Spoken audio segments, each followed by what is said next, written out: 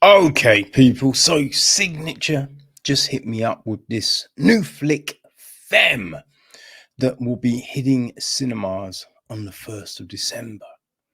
Okay. It is written and directed by Sam H. Freeman and Ng Choon Ping.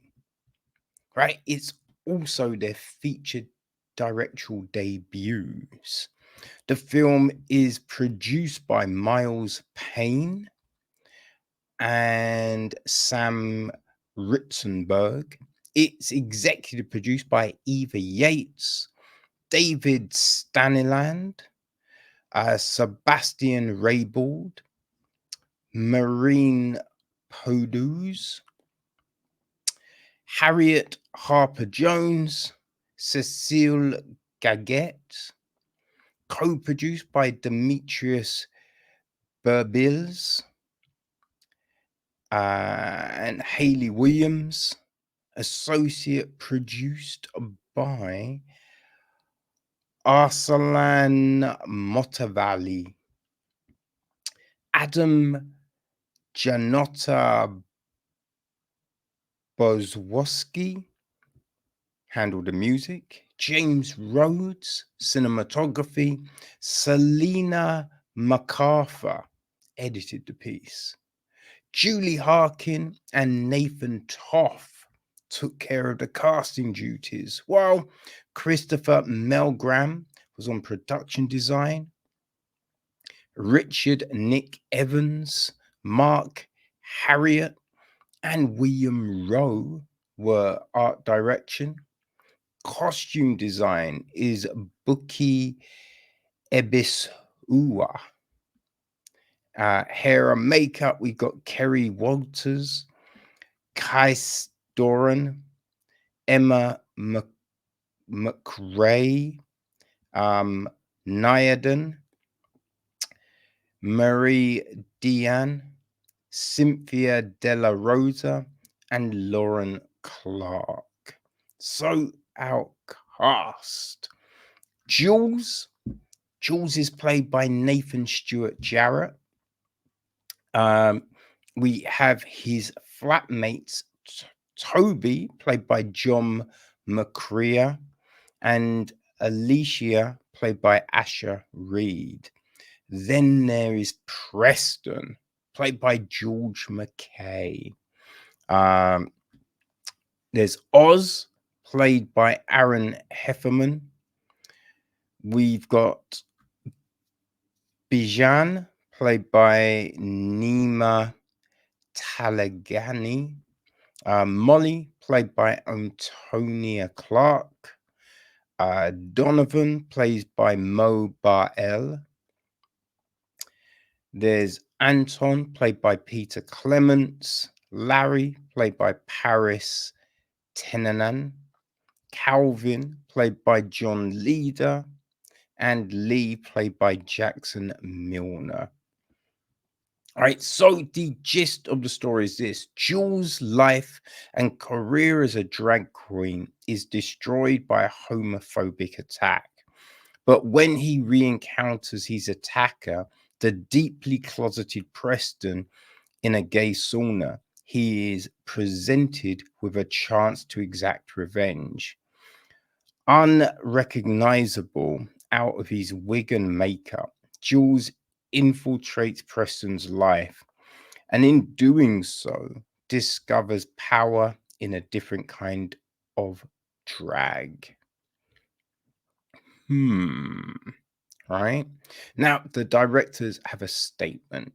Right? The seed of Femme came from our desire to flip the classic hypermasculinity of the neo-noir thriller on its head by putting a queer protagonist at the heart of our revenge story. We aim to put our own stamp on a genre that we love, but from which we have often felt excluded. However, once we started work on the film, the idea began to evolve into something that felt much bigger in scope. We realized that we realized that a queer reaffirming of such a heterocentric genre was the perfect way to explore and explode conventional ideas of sexuality, masculinity, patriarchy, and identity. Our conversations around these topics brought up a lot for us as gay men about things that terrify us and things that make us rage. As we dug deeper, we came to the conclusion that the film we wanted to make was, and at its core, about drag, and not only the more recognizable feminine drag that Jules dons at the beginning of the story. Almost every character in the film wears a form of drag, a performance of gender that earns them power and status in the world they inhabit. Femme delivers into what happens when those masks are challenged. We hope that in adopting and subverting familiar devices from many films that we love, we have created a space for Femme that is all its own. In a way, the film itself is wearing a form of drag. It's a dark story, and we decided early on that we weren't interested in making a moralistic film where the good guys take the high road and the bad guys always get their comeuppance. Our interest lies in exploring the reality of the characters and how the world they live in propels them into doing the things that they do. Making Femme was both exhilarating and cathartic. Cathartic? Yeah, okay. For us, and we hope to bring you along on the same journey. So, yes, that is the film. Now, with these things, right? We often get that said, this thing said, right? That we're flipping the script on something. We're doing something no one has ever done before. And oftentimes that isn't really true. Right? We have definitely seen neo-noirs and thrillers led by women. We've seen them, led by gay people, right? Men or women, you know. But, I will definitely say there's not a whole heap, right? It's not maybe the most, ones that are made all the time. Now, a lot of times we don't really know the sexuality of a character, you know? What I mean? That's not really a part of the story. So there might be more, you know what I mean? But overtly, yeah, I will say we don't probably see a whole ton of, you know, like I thought this was filmed very well. I think that it does have those gritty, kind of dark, edgy moments, right? That's brought to life for us in the many different areas in which this film explores. So that works. And the cast do a real good job of giving us these different emotions, right? I mean, like everyone in drag, I don't know, but everyone wears masks, right? I think that's not a revelation. That's not a new thing. I think there is a layer of kind of pretense, you know what I mean? A cloak of defensibility that you put on when you go out into public, unless you are just straight up comfortable. I think as we get older, a lot of times you just don't care anymore. You know what I mean? So you're just like, yo, this is me. I don't give a fuck. But when you're younger, there is definitely different disguises in which you wear when you're with certain groups of friends, when you're with your parents, you know, in school, out of school, right? In just those different places you inhabit. So I think that's something that is very clear in the film.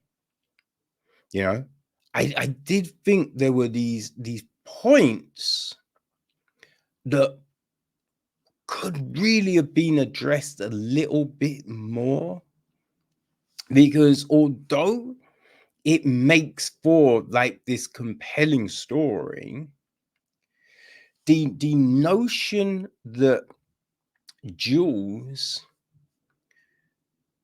you know what I mean, does what he does, I'm not sure you can fully believe. You know, now it's filmed well, right? This is the thing, it's filmed well and there's no flaws in the execution, but just when you're watching it, there's these questions, right? Because the attack scarred him, you know, physically and mentally. So it's just, you know, he's not left his house for months, right? Doesn't want to do anything. It is very reclusive, not really engaging with his friends. So it's like,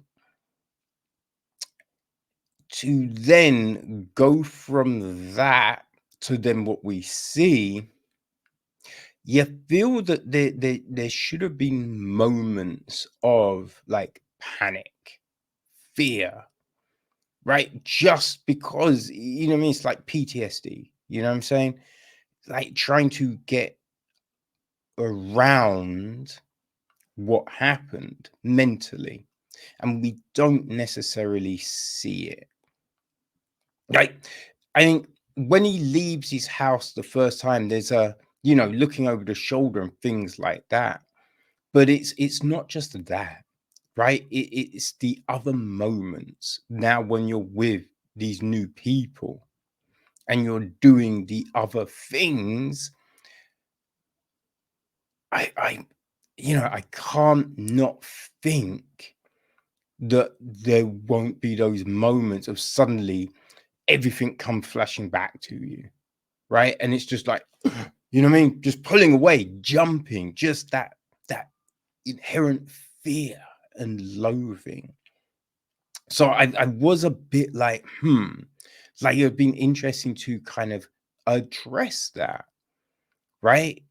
Because the things that get done, it's kind of crazy, right? It's kind of crazy to go from one thing to the other.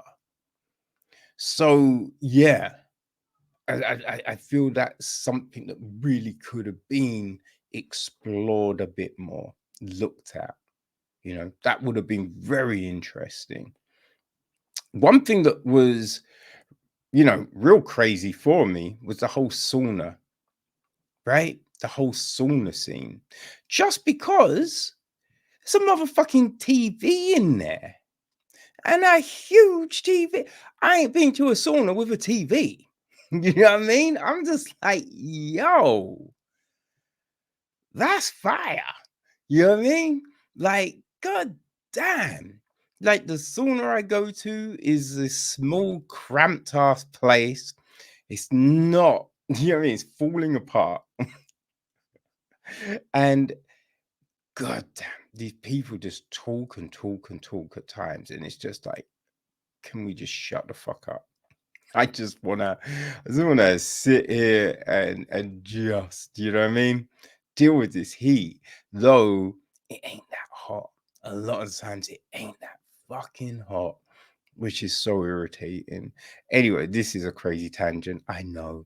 But yeah, it was just the TV was like, damn. Like I've never seen that shit before, you know? Maybe That's a norm. And I'm just in a real shit sauna. I mean, I know it's not great, but you know, if every other sauna's got a TV, I'm vexed. I'm right into management, people. You know what I mean? But yeah, that was like that. Yeah, that was crazy. That was crazy. But yeah, it's interesting. It's interesting. Like this, the culture of a sauna, of well, say certain saunas. You know what I mean? It's just like I don't even fucking know. And also, I don't know if I want to be fucking in a sauna. Right? I I feel like you could just slip over, like someone's gonna pass out. It's gonna get crazy. It's gonna get crazy. You know what I mean? I don't know. Hey, maybe you've done it and you can be like, yo, it's actually great. I don't know, people. Leave a comment.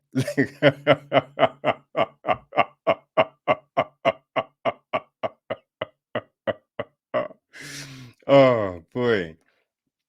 And I think another thing that could be in sort because it's just in nature of what Jules is looking to do, right? Because I mean, it's one of those things that we often see in the news and getting talked about. There was a case earlier on in the year about it. And I think it's now illegal. I mean, it's always illegal, but I think there's a new law around it all. Right. So it's just doing that thing and the consequences of it, right? Because I think that another big thing with this, it is the consequences of our actions, right? For everyone, you know, because you have to think about the world we live in, and it's not perfect. You know what I mean? So it's like walking to the store in the drag, right? In the area in which that was, there, I think there's an idea of potential outcomes, you know? That's definitely something, right? That you consider, right? I knew growing up, there's certain areas I can't walk in that area at night, right? Because I know, you know what I mean? It's close to the fucking NF headquarters and I could get fucked up. You know what I'm saying? So there's certain things that you understand, like the realities of. Like in a perfect world, obviously, I should be able to walk where the fuck I want. But you know, hey, that situation that could get fucking messy. You know what I mean? So it's like those kind of things, right? It's also I've seen how certain people act. So if I do a thing, I know how they could respond to that thing. Right. So you know, it's these different kind of situations. And I think that's a thing. But we don't really get that addressed. You know? Now, these like as I said, this isn't like attacking the film, right? This isn't being like, oh, this means the film is bad. No, the film was good, right? The film was good. The acting, the cinematography, the lighting, just all of those things, it worked. It worked very well. But I just, yeah, there's certain things within the confines of the story and the character arcs that you just think, right? These are questions. These are things that have run through my head in certain scenarios, right? You know what I mean? Just walking to school through a racist fucking neighborhood, going, hey, I could go that way and I know it's going to be real crazy, or this way, and I could circumvent that shit. Right? So you're weighing it up. Now, one way's quicker than the other. So there's always that thing too. So, but you have to go to yourself, okay, what am I prepared to put up with today? You know, and these are things that run through your head. So in the confines of this story, it feels that there should be these things running through characters' heads, right? Thinking about, oh, what would happen if, you know what I mean? Would this be safe? What are the consequences of doing this thing? But you can see Preston working certain things, right? It's why they go to a restaurant far away, right? It's these different things because he understands. I don't want my friends to catch me because the outcome that could get messy, right? So yeah, it would have been interesting if some of these things got looked at and analyzed, you know, because there's different stuff going on. You know, there's Toby, right? That what Toby does. So there's definitely these different elements of the film that, yeah, would have been interesting for a bit more. But in the confines of the story that we have, right, this 99 minutes, you know what I mean?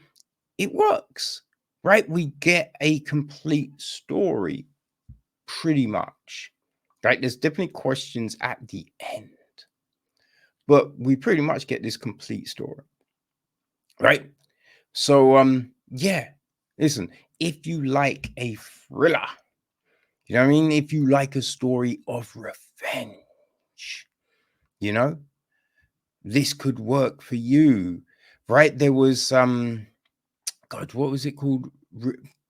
Revenge, Prevenge. I think it was that Netflix film about the schoolgirls and, you know what I mean, being all crazy and shit.